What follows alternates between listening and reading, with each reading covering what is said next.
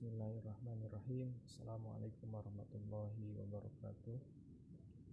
Alhamdulillah, salatu wassalamu ala rasulillah wa ala alihi wa sahbihi wa mawala. Asyhadu an la ilaha illallah wahdahu la syarikalah wa asyhadu anna muhammadan abduhu wa rasuluhu alladzi la nabiyya wa la rasula ba'dah. Allahumma shalli wa sallim wa barik ala Muhammadin wa ala alihi wa sahbihi ajma'in. Baik para santri sekalian, kelas 3 mata pelajaran usul fikih. Alhamdulillah pada pagi hari ini kita dapat berjumpa secara virtual di di sebuah aplikasi. Sebelumnya mohon maaf, saya sampaikan bahwa pada kali ini materi disampaikan melalui video ya. Melalui video karena daring melalui Skype tidak memungkinkan karena saya sedang berada di luar kota dan sedang berada di di pelosok ya. Jadi agak kesulitan dalam mendapatkan sinyal, nanti pasti tidak akan stabil. Tapi tidak mengapa, kita bisa kita bisa melakukan dengan cara lain ya, melalui video ini. Nah, untung kitabnya sudah di screenshot. Silahkan dibuka ya kitabnya, Mabadi Awaliyah. Tugas kalian adalah nanti di rumah tolong dibuka kitabnya, kemudian dikasih syakal ya, syakal dan dikasih terjemahan di kitab-kitabnya agar kalian bisa memahami apa kandungan daripada isi kitab ini. Baik, kemarin kita sudah sampai pada muqaddimah ya. Muqaddimah kita sudah sampai pada tambih di atas ya. Jadi tambihnya itu yudrikud dzakiyyu bin nazirin wahidin ma la yudrikuhu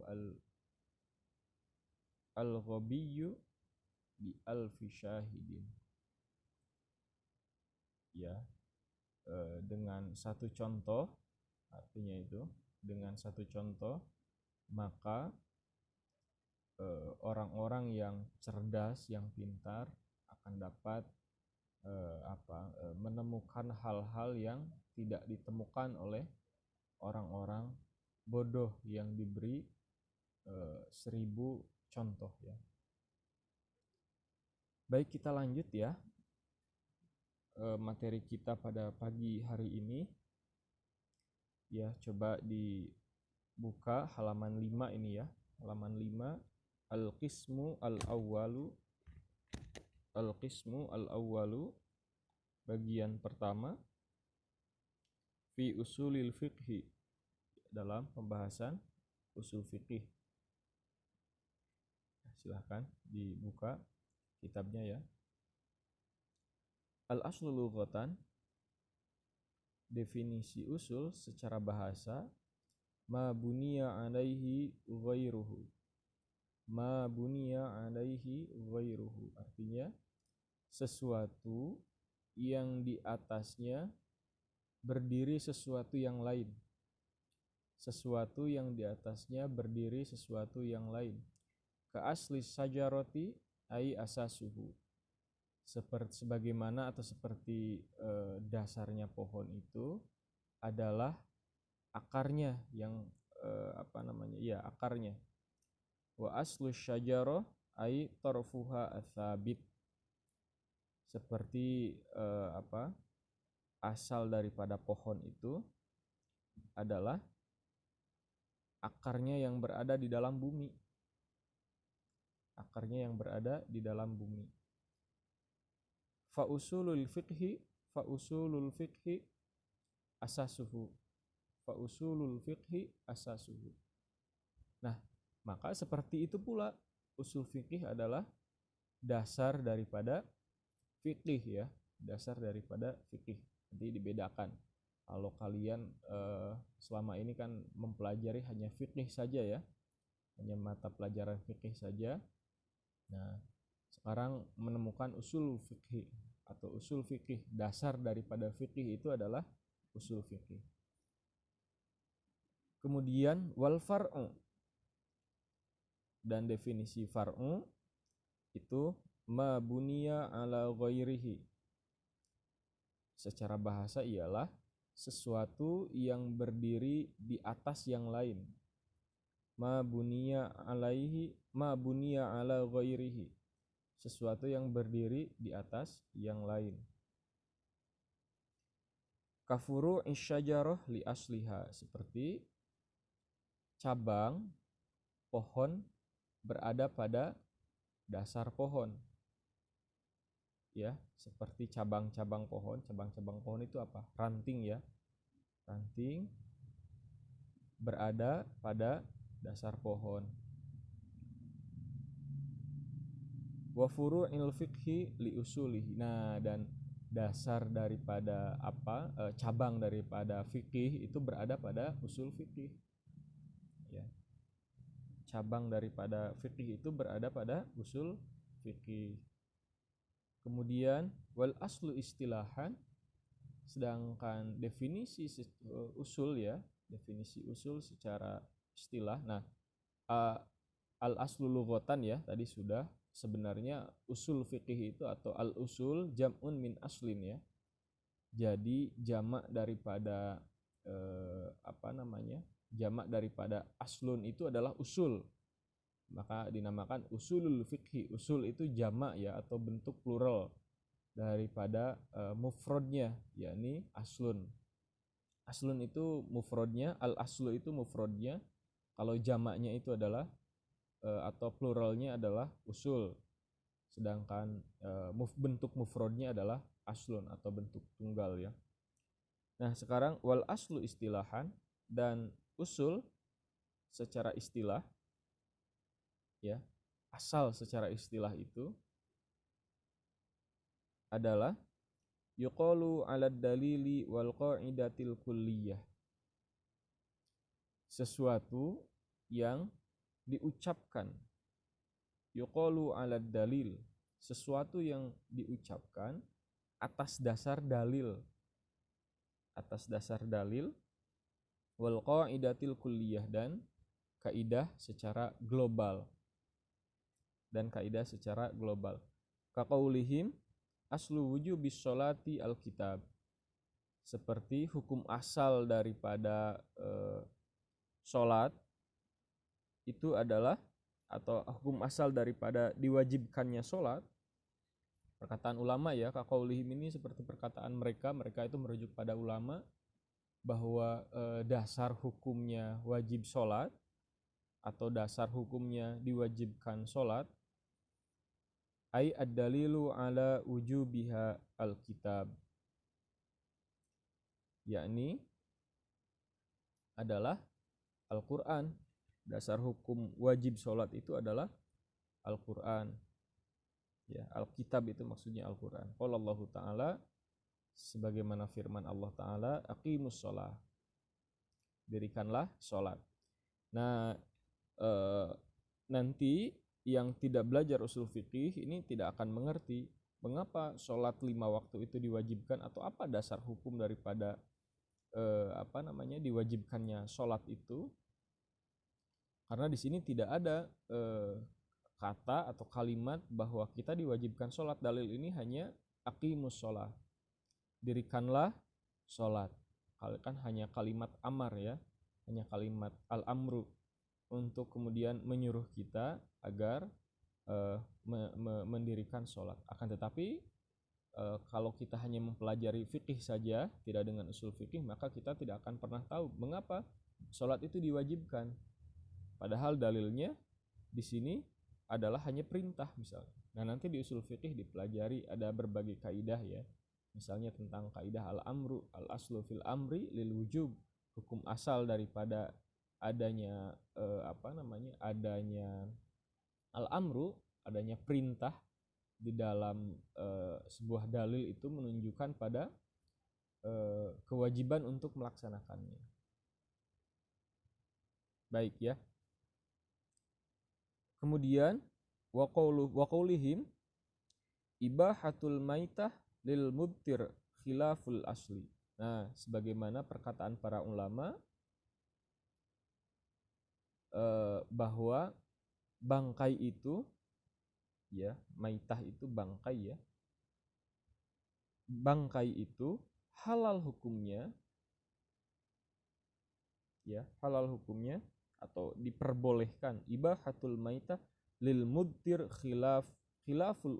khilaful asli.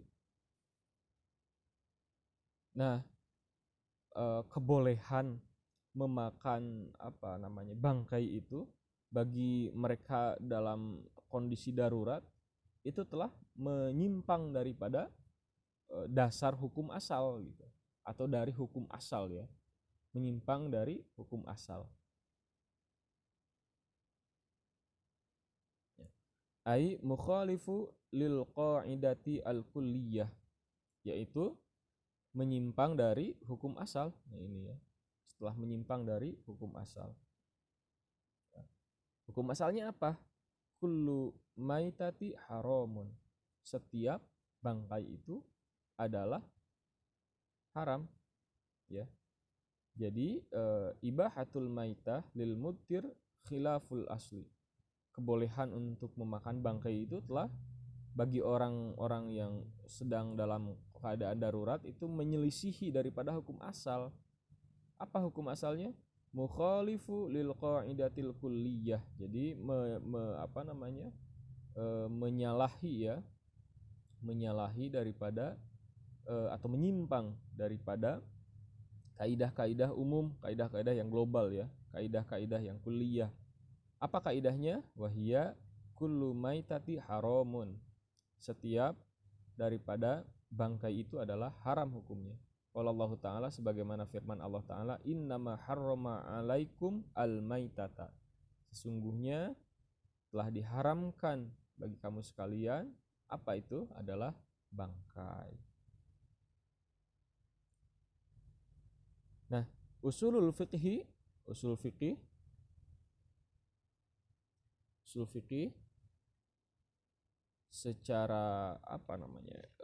usulul fikhi secara terminologis ya, secara secara definisi, dalilul fikhi ala sabilil ijmal kaqaulihim, atau sampai sini saja dulu. Dalilul fikhi ala sabilil ijmal kaqaulihim mutlaqul amri lil wujubi wa mutlaqun nahyi litahrim wa mutlaqu fi'lin nabi sallallahu alaihi wasallam wa mutlaqul ijma wa mutlaqul qiyas hijaj. Ya. Usul fikih merupakan apa? Dalilul fikhi. Dalil-dalil tentang hukum fikih. Dalil-dalil tentang hukum fikih ala sabilil ijmal, yang dibuat secara global atau ijmal ya, yang dibuat secara global atau ijmal. Kaqaulihim, sebagaimana pendapat atau perkataannya para ulama, bahwa apa? Mutlaqul amri lil wujub. Mutlaknya perintah itu adalah suatu kewajiban. Mutlaknya perintah itu adalah suatu kewajiban. Wa mutlaqun nahyi litahrim, dan mutlaknya mutlaknya larangan itu pada keharaman untuk dilakukan. Wa mutlaqu fi'lin nabi sallallahu alaihi wasallam, dan mutlaknya perbuatan nabi sallallahu alaihi wasallam. Wa mutlaqul ijma, dan mutlaknya ijma.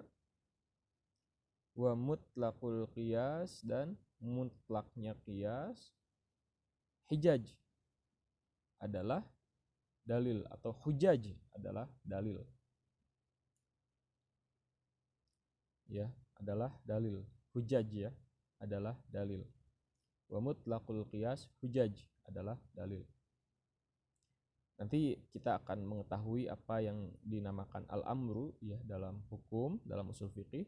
Karena usul fikih ini sekali lagi saya ulangi bahwa usul fikih itu berkaitan dengan pemahaman kita terhadap hukum-hukum fikih ya. Jadi usul fikih itu fungsinya dia untuk memahami hukum-hukum yang terdapat dalam nas-nas atau dalil-dalil fikih ya. Fikih itu luas sekali dan unik ya mempelajari fikih itu. Nah, dasar untuk mempelajari fikih itu ya usul fikih ini. Baik. Jadi semuanya ini tentang tadi ya, ada mutlaknya amar, itu mutlaknya amr itu mutlaknya perintah adalah wajib. Nanti ada kaidah-kaidah sendiri, nanti kalian bisa mempelajari. Wa mutlaqun nahyi, mutlaknya larangan menunjukkan pada keharaman, mutlaknya perbuatan Nabi Shallallahu Alaihi Wasallam, mutlaknya ijma, apa itu yang dinamakan dengan ijma nanti kita akan ketahui, dan mutlaknya qiyas, apa itu qiyas nanti juga kita akan ketahui. Salah satu ijma dan qiyas itu dalam usul fikih, salah satu ada yang menyebutkan masodirul hukmi ya, salah satu bagian dari masodirul hukmi. Ada juga yang mengatakan bahwa qiyas dan ijma itu adalah dalilul hukmi ya. Ada juga yang berpendapat dua-duanya termasuk daripada dalil-dalil hukum dan termasuk bagian daripada sumber hukum di dalam Islam ya.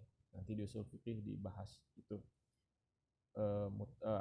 ijma, kemutlakan qiyas itu. Kalau di sini menurut Ustadz Hamid dalam kitab ini adalah hujaj ya, atau dalil.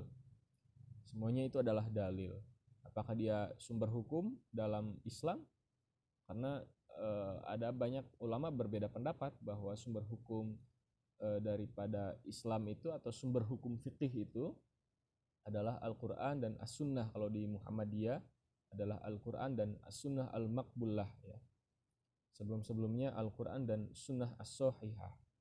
Sekarang lebih agak longgar ya, menjadi As-Sunnah Al-Maqbullah.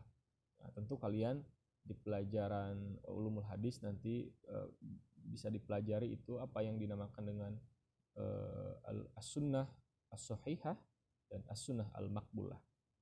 Baik ya, begitu saja yang bisa saya sampaikan pada pagi hari ini. Mohon maaf jika ada banyak hal yang tidak berkenan. Saya dalam situasi yang darurat ya ini, dalam situasi darurat, sehingga menyampaikan materi usul fikih melalui video ini. Terima kasih atas perhatiannya. Silahkan nanti kitabnya kalian kasih syakal ya, dan kemudian kalian artikan dari video ini. Terima kasih. Billahi fisabilillah. Wassalamualaikum warahmatullahi wabarakatuh.